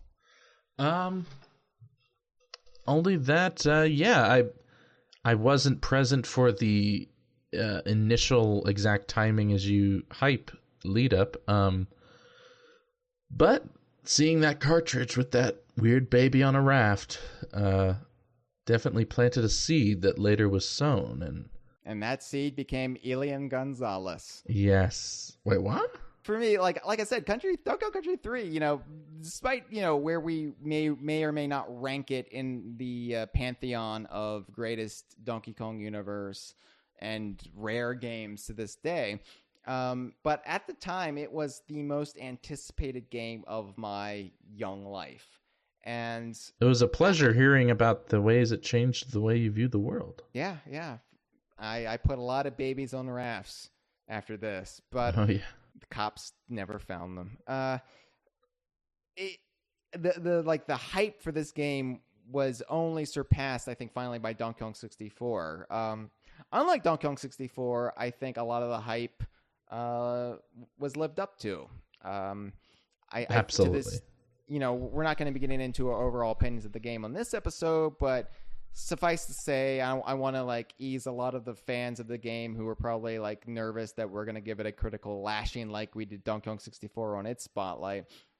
No, I love Donkey Kong Country 3. I think it's underrated in most regards. Lashing Kiddy Kong would be child abuse. I'm even a defender of Kiddy Kong, and we're going to be getting into the merits of his character over the course of the next 3 spotlights. But I have some theories about why Kiddy Kong actually works as a character, and we're going to get deep into Squirt's inner psyche. Oh, he's got demons. I don't want to be getting deep into Squirt, or squirting deep into anything. Besides maybe Swanky Kong. Maybe. Naturally. So, stay tuned for our full thoughts on more of Donkey Kong Country 3 next week, including the characters, the story, the plot, the enemies, the music, the setting. Yeah, and then the week after, we'll be getting into the nitty-gritty of the gameplay and the levels and whatnot. But let's take some calls. Most of these calls are just listeners' thoughts and feelings about Donkey Kong Country 3. But this first one actually has a question. So before Nick and I sign off for the week, we're actually going to be answering this question. Okay. So here we go. Hello, this is I Am Gibbon, hopefully calling in for part 1 of the Donkey Kong Country 3 Spotlight.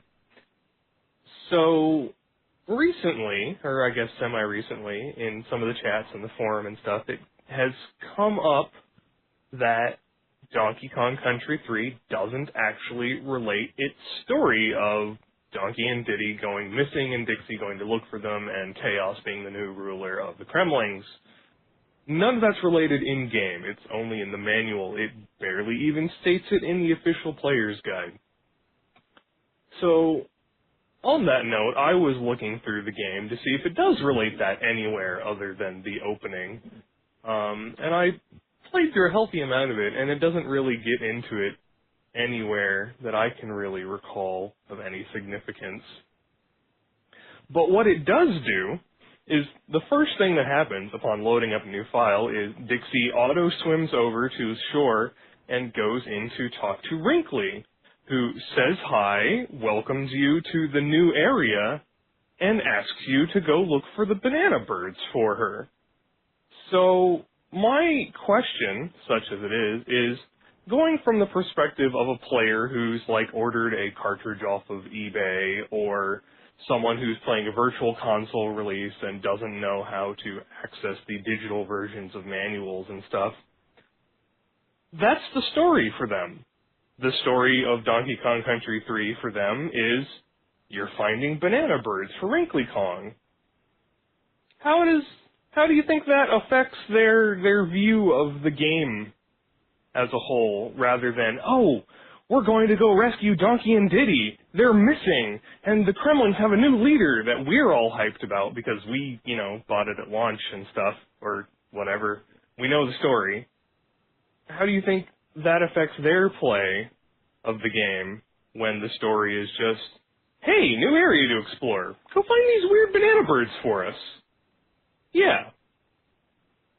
Yeah, I think that's it. Bye-bye. Bye-bye. Thank you for the call, Gibbon. Yeah, thanks. That was a good call.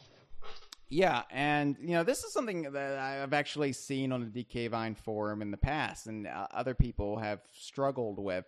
And it's been something that people have related that, yeah, they got Donkey Kong Country 3 secondhand. They got it years later without an instruction manual or any of the supplemental materials. No access to Rare Wares websites back in the day, or no player's guide. And they were utterly baffled at what the plot of the game is. I think site staffer Cameron Regal has even pointed this out. There's nothing to indicate what the plot of Donkey Kong Country 3 would be, at least initially, if you were just playing the game cold.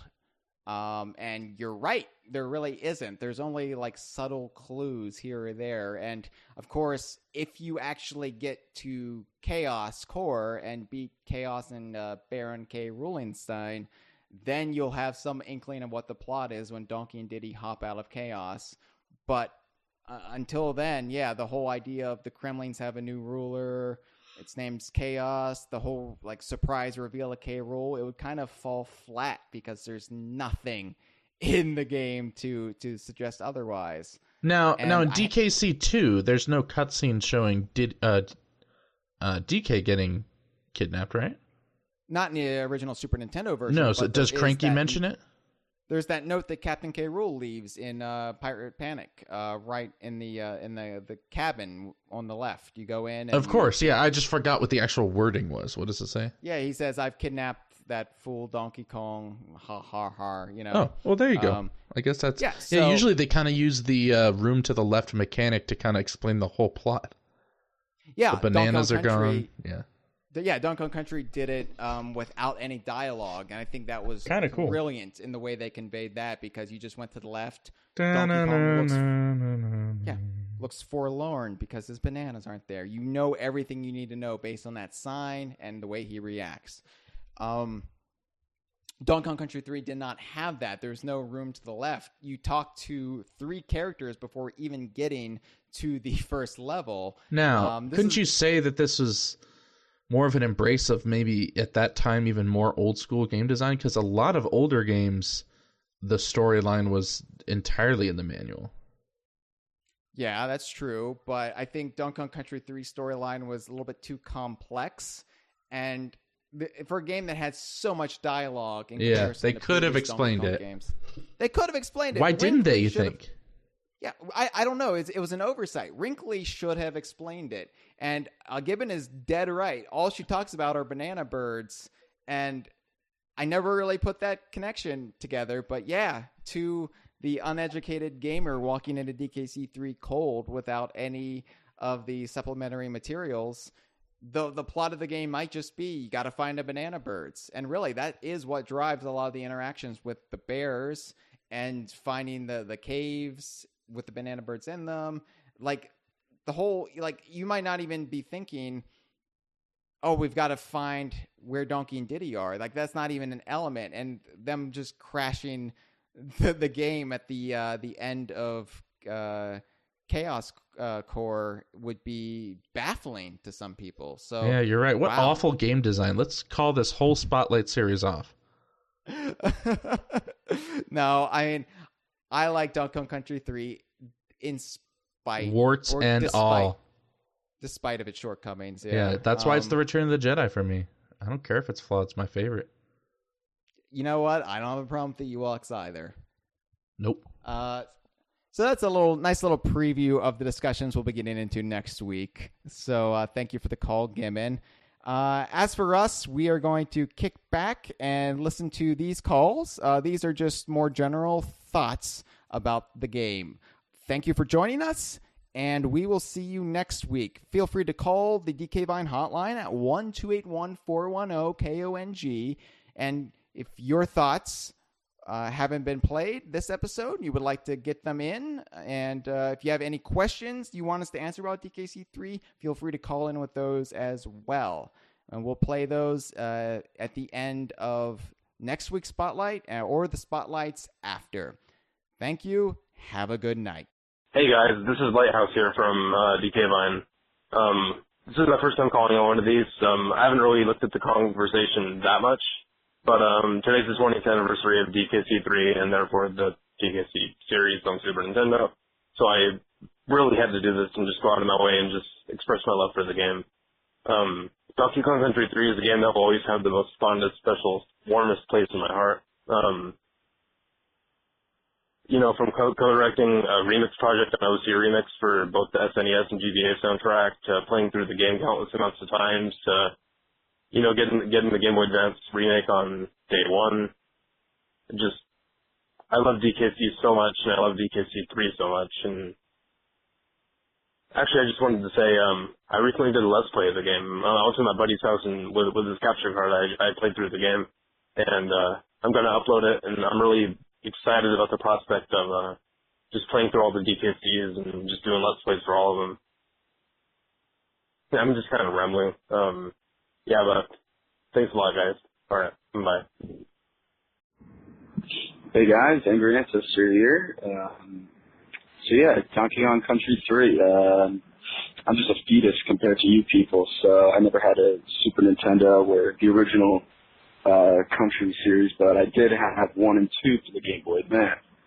And then around 2005, I guess, I wanted to get Donkey Kong Country 3, so I asked my parents if they could get it for me. And they were like, it doesn't exist.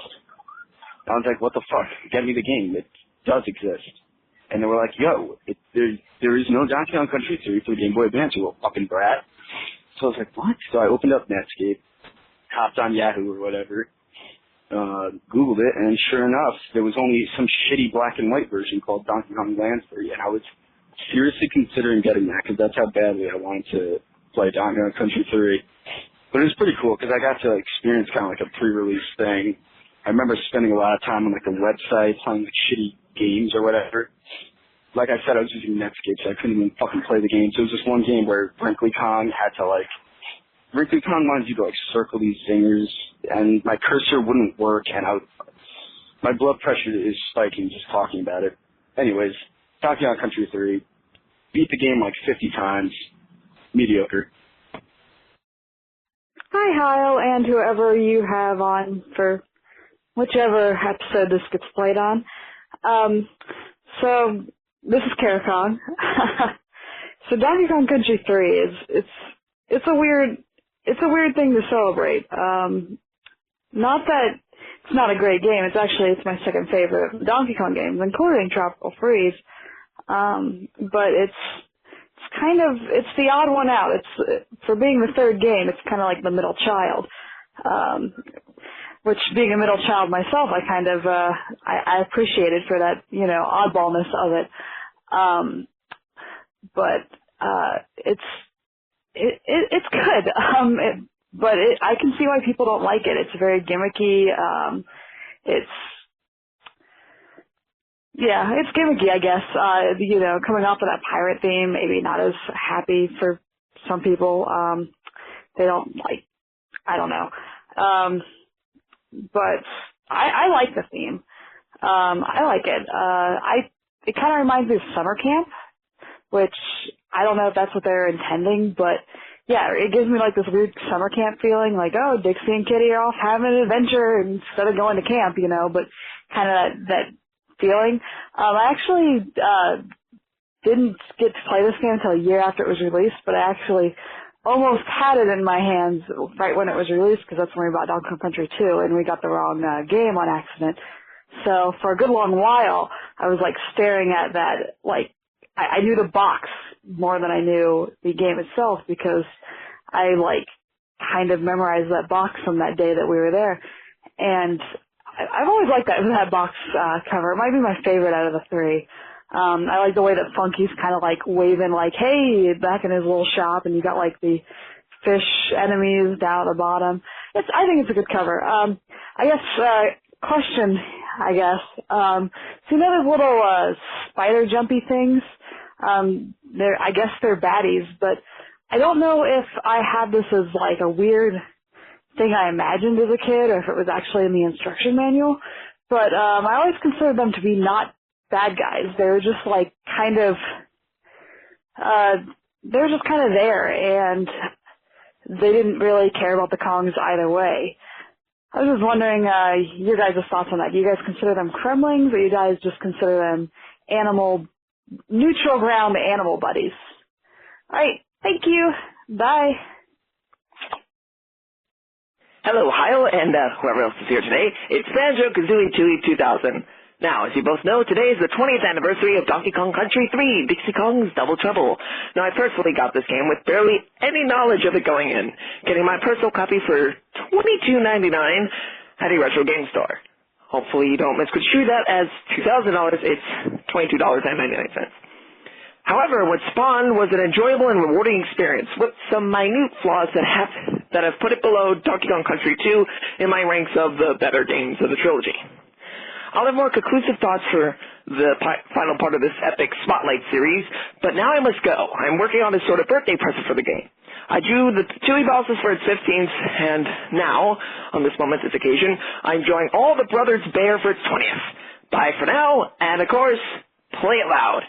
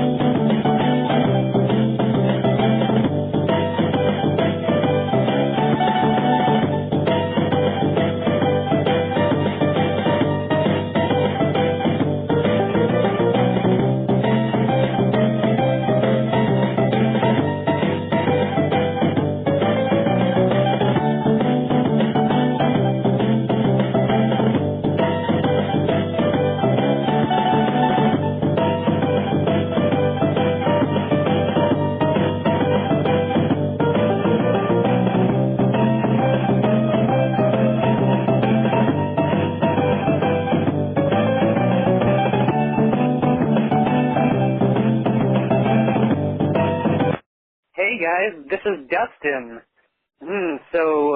Donkey Kong Country 3, huh? Well, it might not be my favorite Donkey Kong Country game. I still really like it a lot, and I feel like it kind of gets unfairly pushed to the side pretty often. Didn't really have a chance to plan any thoughts on it, but I really like the overworld, for one, in Donkey Kong Country 3. I thought that was a good way to really open up the world, let you kind of freely move around from spot to spot on it. I just really like how different it is, how different the tone is, how different the setting is. It really adds a lot to the overall world of Donkey Kong. I feel like a lot of the enemies are kind of weird, but they have that weird sort of charm to them. I really like Coin especially. Just something cool about Kremling wearing a bucket on his head, I guess. I kind of, King Kong was alright. He's not my favorite, but he's a nice addition. And how could we forget the wonderful Brothers Bears, huh? You guys know. Alright, well, that's about all I got.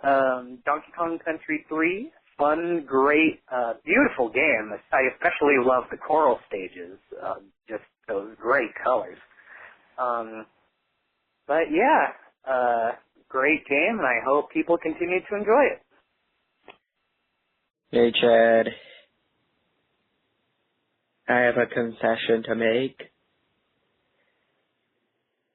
I've never played Donkey Kong Country 3. Like, not even once. Not even for a little bit. I've just seen maybe a few seconds on YouTube.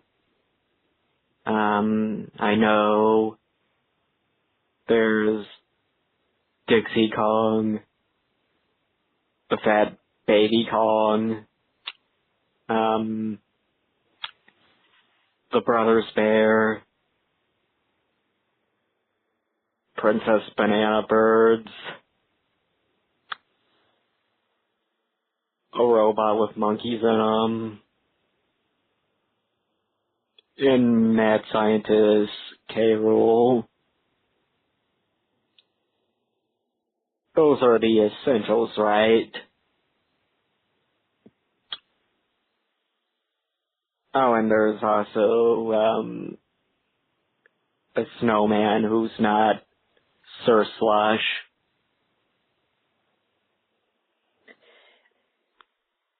Anyway, I assume since it's like the last game in a trilogy, it's like, Return of the Jedi and the Muppets Take Manhattan. I mean, it has its moments, but they're no one's favorite movies in the series.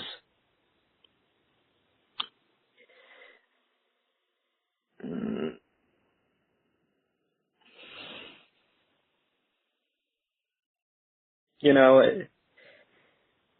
but what are the equivalent of the Ewoks and Muppet Babies? Who would get their own Saturday morning cartoon in the 80s?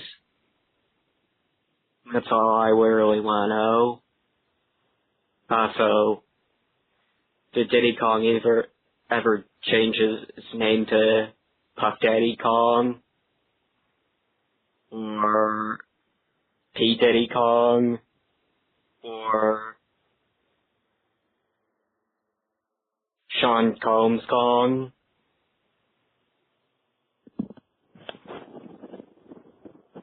Wow, 2 minutes. Or 3.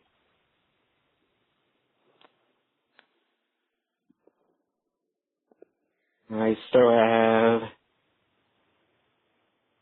This has been a File 2 production. Que rico.